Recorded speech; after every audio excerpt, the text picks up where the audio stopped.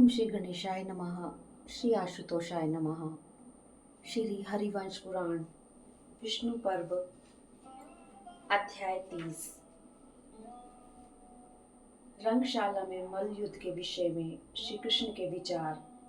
श्री कृष्ण और बलदेव के द्वारा टाणुर और मुष्टिक आदि का वध, कंस का संहार तथा माता पिता के चरणों में प्रणाम करके दोनों भाइयों का उनके घर में जाना।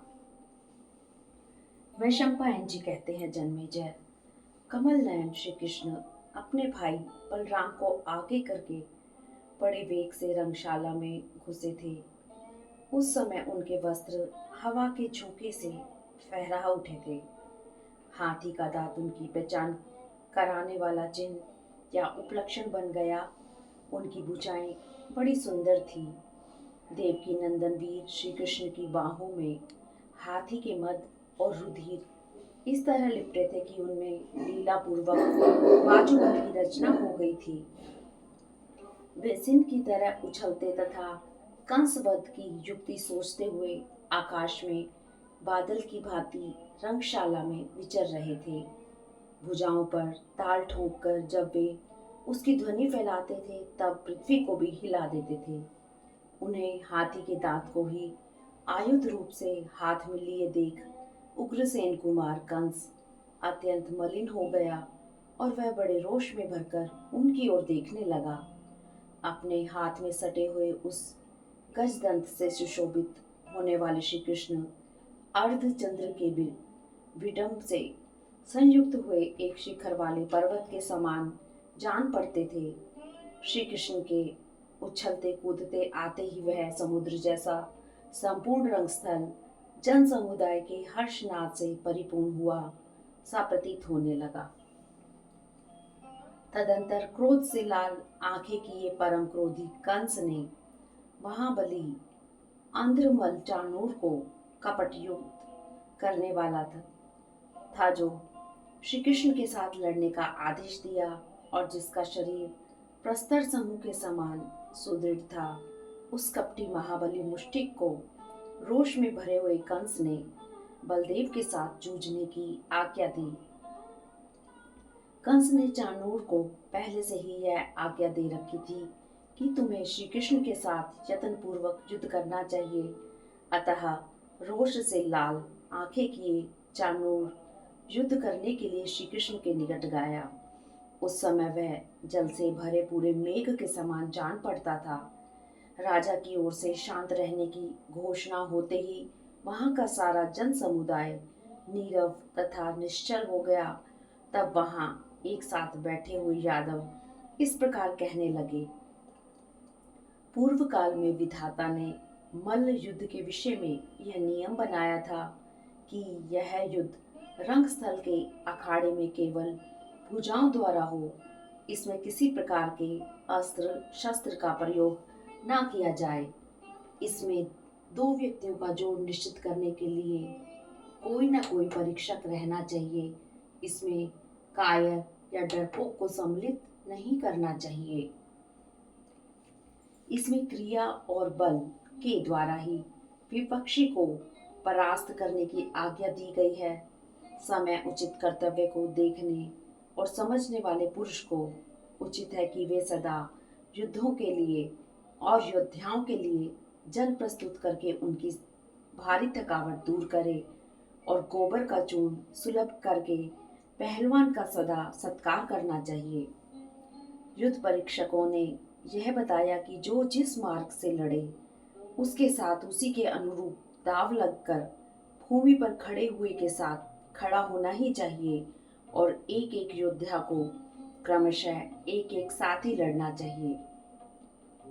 कोई बालक हो, वृद्ध हो, मध्य अवस्था का हो, दुर्बल हो, बलवान हो, वह यदि अखाड़े में उतरे तो उसके जोड़ का विचार उसी की कक्षा के लोगों से ही करना चाहिए। शारीरिक बल और क्रिया से ही बाहु युद्ध करने का विधान है। विज्ञ पुरुष को चाहिए कि प्रतिद्वंदी को गिरा देने के बाद उसके साथ और कुछ न करे। इस समय रंगस्थल में श्री कृष्ण और अंध्रमल चाणूर का युद्ध प्रस्तुत है। परंतु इसमें श्री कृष्ण तो अभी बालक हैं और चाणूर विशालकाय पहलवान है। इस विषमता पर विचार क्यों नहीं किया जाता? यह सुनकर उस जन समाज में कोलाहल मच गया। तब भगवान श्री कृष्ण उछल पड़े और इस प्रकार बोले, मैं बालक हूँ और यह महामल अंध्र शरीर से पर्वत जैसा दिखाई देता है, तथापि इस बाहुशाली वीर के साथ मेरा युद्ध हो यह मुझे पसंद है। मेरी ओर से युद्ध संबंधी नियम का कोई उल्लंघन नहीं होगा। बाहु युद्ध करने वाले योद्धाओं का जो मत है उसे मैं कलंकित नहीं करूंगा। गोबर के चूर्ण को उपटन के समान शरीर में मलना, जल से धोना और गेरू के रंग का लेपन करना रंग स्थल का धर्म है। यह मल्लों का बनाया हुआ आचार है। संयम, स्थिरता, शौर्य, व्यायाम, सत्क्रिया, असत व्यवहार से बचते हुए भी अधिक से अधिक बल प्रकट करना, इन 6 साधनों के द्वारा रंगभूमि में विजय रूप सिद्धि का प्राप्त होना निश्चित है। यह मल्लयुद्ध के विद्वानों का मत है।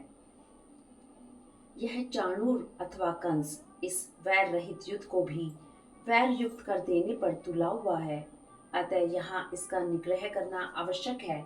ऐसा करके मैं संपूर्ण जगत को संतुष्ट करूंगा। यह चाणूर नामक बाहु योधी मल करुष देश में उत्पन्न हुआ है। इसके शरीर और कर्म में जो घटनाएं घटित हुई हैं उन पर भी आप लोग विचार कर लें। इसने रंगभूमि में अपना प्रताप प्रकट करने या दबदबा जमाने की इच्छा से बहुतेरे पहलवानों को भूमि पर गिराने के बाद मार डाला और इस प्रकार मल मार्ग को कलंकित किया है। शस्त्र द्वारा युद्ध करने वाले योद्धाओं के लिए संग्राम में शत्रु को विदीर्ण कर देना ही सिद्धि है, परंतु मलों को प्रतिद्वंदी मल को गिरा देने मात्र से रंगस्थल में विजय रूप सिद्धि प्राप्त हो जाती है। शस्त्र युद्ध में विजय पाने वाले को अक्षय कीर्ति प्राप्त होती है। यदि वह रण क्षेत्र में शस्त्रों द्वारा मारा गया तो भी उसे स्वर्गलोक की प्राप्ति होती है। शस्त्र युद्ध में मारे जाने वाले को तथा मारने वाले दोनों को ही सिद्धि प्राप्त होती है, क्योंकि वह प्राणांतक यात्रा है जिसकी महान पुरुषों ने भली भांति प्रशंसा की है। परंतु यह मल युद्ध का मार्ग शारीरिक बल और दाव पेंच के कौशल से प्रकट हुआ है। अखाड़े में मरने वाले को कहाँ स्वर्ग मिलता है अथवा जीतने वाले को कहाँ का सुख प्राप्त होता है। किसी पंडित मानी राजा का प्रताप बढ़ाने के लिए जो कोई भी मल किसी पहलवान के द्वारा अपने अपराध से मारे गए हैं, वहां उस मल हत्यारे को हत्या जनित पाप ही लगता है। जब श्री कृष्ण ऐसा कह रहे थे उसी समय उसमें और चाणूर में दोनों में ही अत्यंत दारुण एवं भयानक युद्ध होने लगा। जैसे वन में 2 हाथी लड़ पड़े, उनमें से जब एक दूसरे का कोई अंग जोर से दबाता तब दूसरा तुरंत उसका प्रतिकार करता, उस अंग को उसकी पकड़ से छुड़ा लेता था। दोनों एक दूसरे के हाथों को मुट्ठी से पकड़कर विवश कर देते और विचित्र ढंग से परस्पर प्रहार करते थे। दोनों ही एक दूसरे को अपनी भुजाओं में बांधकर रोक लेते। कभी दोनों आपस में गुथ जाते और फिर धक्के देकर दूर हटा देते थे। कभी एक दूसरे को जमीन पर पटक कर रगड़ता तो दूसरा नीचे से ही कुलांच कर ऊपर वाले को दूर फेंक देता था। फेंक देता या खड़ा हो अपने शरीर से दबाकर उसके अंगों को भी मथ डालता था। वे दोनों ही एक दूसरे से सटकर ऐसे जान पड़ते थे मानो 2 पर्वत परस्पर भिड़ गए हों। कभी दोनों दोनों को बलपूर्वक पीछे हटाते और मुक्कों से एक दूसरे की छाती पर चोट करते थे। कभी एक को दूसरा अपने कंधे पर उठा लेता और उसका मुंह नीचे कर घुमाकर पटक देता था, जिससे ऐसा शब्द होता मानो किसी शूकर ने चोट की हो। कभी वे दोनों योद्धा एक दूसरे के शरीर पर कोहनियों और घुटनों से चोट करते थे। कभी हाथ की उंगलियों को फैलाकर एक दूसरे को पीटते थे, कभी आपस में पंजे लड़ाते थे, कभी रोषपूर्वक उंगलियों के नखों से बकोट लेते थे, कभी पैरों में उलझाकर दोनों दोनों को गिरा देते। इस प्रकार भयंकर दाव पेच का प्रयोग करते थे।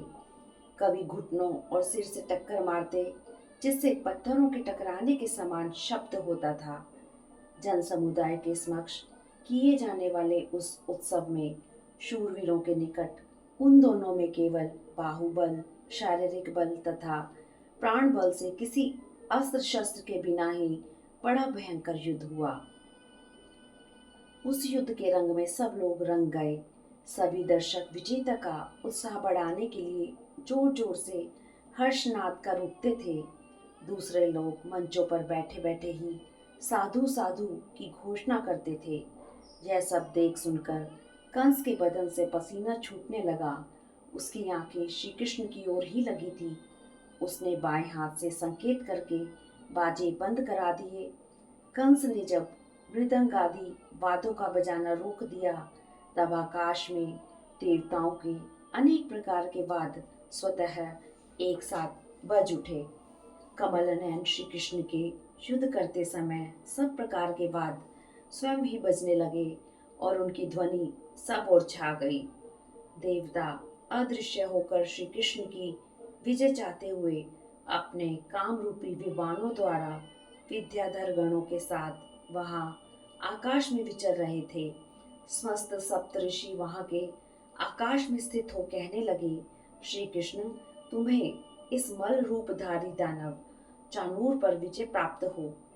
कंस की मृत्यु को समीप देखने वाले देव की नंदन भगवान श्री कृष्ण ने चाणूर के साथ चिरकाल तक युद्ध की लीला करके अपने में अनंत बल का समावेश किया।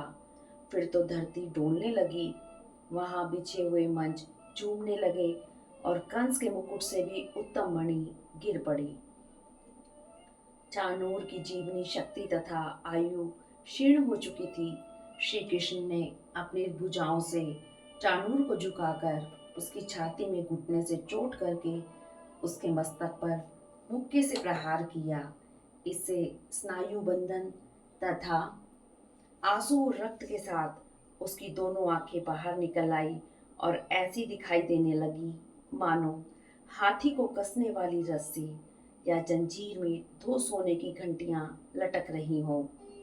आंखें निकल जाने पर जीवन के अंत में प्राण शून्य हुआ चाणूर अखाड़े के बीच में गिर पड़ा। जिसकी आयु समाप्त हो गई थी, उस चाणूरमल के शरीर से वह विशाल रंग स्थल इस प्रकार अवरुद्ध दिखाई देता था मानो किसी पर्वत से रुंध गया हो।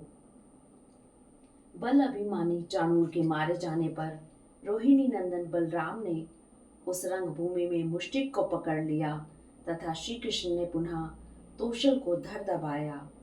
युद्ध आरंभ होने पर पहले तो काल के अधीन हुए वे दोनों असुर मल क्रोध से मूर्छित हो बलराम और श्री कृष्ण से भिड़ गए, परंतु जब उन दोनों वीरों की मार पड़ी तब वे सिर झुकाकर अखाड़े में इधर उधर उछल कूद मचाने लगे। बलवान श्री कृष्ण ने पर्वत शिखर के समान विशालकाय तोशल को दोनों हाथों से उठा लिया और 100 बार घुमाने के बाद पृथ्वी पर पटक कर उसे पीस डाला। श्री कृष्ण के द्वारा आक्रांत एवं पीड़ित होकर मरणासन हुए उस महाबली मल के मुख से बहुत अधिक रक्त निकलने लगा। इधर महाबली महामल संकर्षण आंध्र देशीय मल मुष्टिक के साथ देर तक युद्ध करके उसे कुश्ती के अनेक पैंतरे दिखाने लगे। फिर उन तेजस्वी वीर ने उसके मस्तक पर एक मुक्का मारा। उससे वज्रपात के समान शब्द हुआ, मानो किसी महान पर्वत पर वज्र से आघात किया गया हो। इससे उसका मस्तक फटकर गिर पड़ा, आंखें निकल आई और बलराम जी के द्वारा मारा गया वह मल पृथ्वी पर गिर पड़ा। उस समय बड़े जोर से धमाके का शब्द हुआ। आंध्र देशीय मुष्टिक और तोशल इन दोनों को मारकर श्री कृष्ण और बलराम दोनों भाई क्रोध से लाल आंखें किए अखाड़े में उछलने कूदने लगे। उस समय महामल चाणूर और मुष्टिक के मारे जाने पर वह समाजवाद मल्ल से सूना हो गया और अत्यंत भयंकर दिखाई देने लगा। नंद आदि जो गोप यह सब देख रहे थे, उनके सारे अंग भय से शुद्ध हो उठे थे। वे सब लोग वहां चुपचाप बैठे रहे। उधर देवकी भी थर थर कांपती और दोनों नेत्रों से हर्ष जनित आंसुओं की वर्षा करती हुई स्तनों में दूध की बाट आ जाने से पीड़ित हो श्री कृष्ण की ओर देख रही थी। श्री कृष्ण दर्शन जनित आंसुओं से भरे हुए नेत्रों वाली वासुदेव जी और न और देवकी को मानो वृद्ध अवस्था त्याग कर वात्सल्य स्नेह से परिपुष्ट और तरुण हो रहे थे। वहां जो मुख्य मुख्य वारांगनाएं उपस्थित थी, वे सब की सब निमेष के भीतर चलने वाले नेत्र रूपी भ्रमरों द्वारा श्री कृष्ण के मुखारविंद का रसपान करने लगी। तदंतर श्री कृष्ण को देखने से कंस के मुख में दोनों भौहों के बीच रोषवश पसीना निकल आया। श्री कृष्ण के प्रति कंस जो कठोरता प्रकट करता था, वहीं जिसका धुआं था तथा रोष रूपी उच्छ्वास वायु जिसे प्रज्वलित कर रही थी, उस मानसिक चिंता रूपी आग ने कंस के आंतरिक हृदय को जलाना आरंभ किया, जिससे होठ फड़क रहे थे और ललाट में पसीना निकल आया था। कंस के उस मुखमंडल का स्वरूप रोष के कारण लाल सूर्य के समान प्रतीत होता था। क्रोध से लाल हुए कंस के मुख से जो पसीने की बूंदें निकली थी, वे वृक्षों के पत्तों पर पड़े हुए उन ओस कणों के समान सुशोभित हो रही थी, जिसे सूर्य की किरणों का स्पर्श प्राप्त हुआ हो। उसने अत्यंत कुपित होकर बहुत से व्यायामशाली पुरुषों को आज्ञा दी कि इन दोनों वनेचर गोपों को इस जन समुदाय से बाहर निकाल दो। ये दोनों विकृत हो गए हैं, इन्हें देखना भी पाप है। मैं इनकी ओर दृष्टिपात करना नहीं चाहता। गोपों में से भी कोई मेरे इस राज्य में नहीं रह सकता। खोटी बुद्धि वाले नंद गोप सदा मेरे प्रति कपटपूर्ण बर्तावों में ही तत्पर रहा है, अतः इसे लोहे की बेड़ियों और हथकड़ियों में बांधकर कैद कर लो। दुराचारी वासुदेव सदा मुझसे द्वेष रखता है, इसे आज ही शीघ्र से शीघ्र ऐसा कठोर दंड दो जो नौजवान पुरुषों के योग्य हो। ये जो दामोदर का आश्रय लेकर रहने वाले गंवार गोप हैं, इन सब की गौओं और इनके पास जो कुछ भी धन हो, उसको भी छीन लो।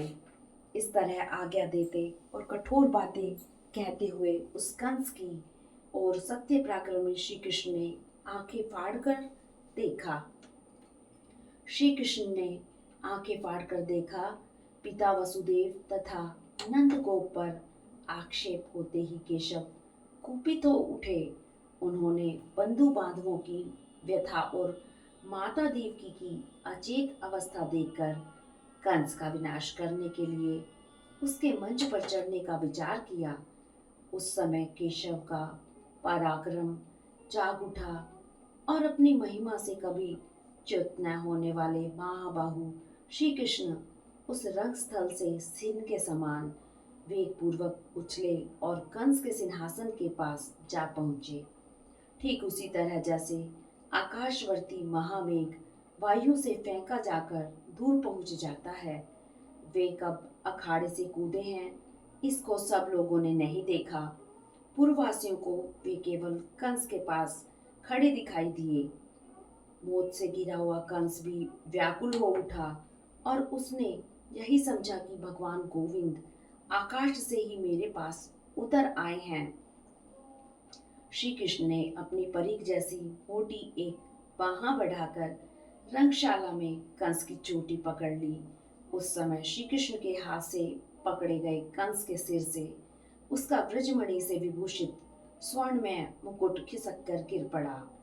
जैसे किसी ग्रह ने केश पकड़ लिए हों, उस अवस्था में पड़ा हुआ कंस निश्चेष्ट हो गया तथा किम कर्तव्य में मूढ़ हो व्याकुलता में पड़ गया।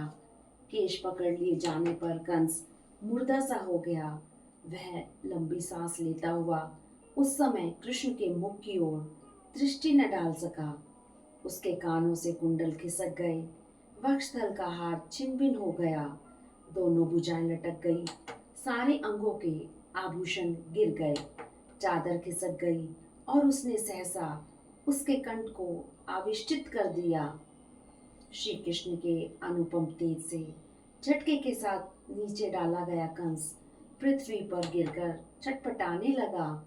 उस समय श्री कृष्ण वंश से निकलकर बाहर आ गए।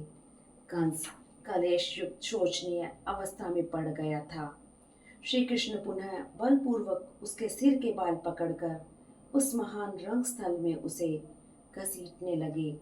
श्री कृष्ण के द्वारा घसीटे जाते हुए महातेजस्वी भोजराज कंस ने उस रंगशाला में अपनी देही की रगड़ से खाई सी बना दी। रंगशाला में खिलवाड़ करते हुए घसीटकर निर्जीव हुए कंस के शरीर को श्री कृष्ण ने पास ही छोड़ दिया। उसका जो शरीर सुख भोगने के योग्य था, वह मर्दित होकर पृथ्वी पर सो गया। शूरवीरों के लिए अयोग्य विपरीत विधि से धूल में सनकर वह कोमल अंग कठोर हो गया। गर्दन टूट जाने से उसका शरीर अस्त व्यस्त हो गया था। उसके नेत्र बंद हो गए थे तथा उसका श्याम मुख मुकुट के बिना तल रहित कमल के समान सुशोभित नहीं हो रहा था। कंस बिना युद्ध के मारा गया था। उसके शरीर पर बाणों से घाव नहीं होने पाया था। उसको केश पकड़कर घसीटा गया था। इस अवस्था में उसके प्राण निकले और वह वीरोचित मार्ग से भ्रष्ट हो गया।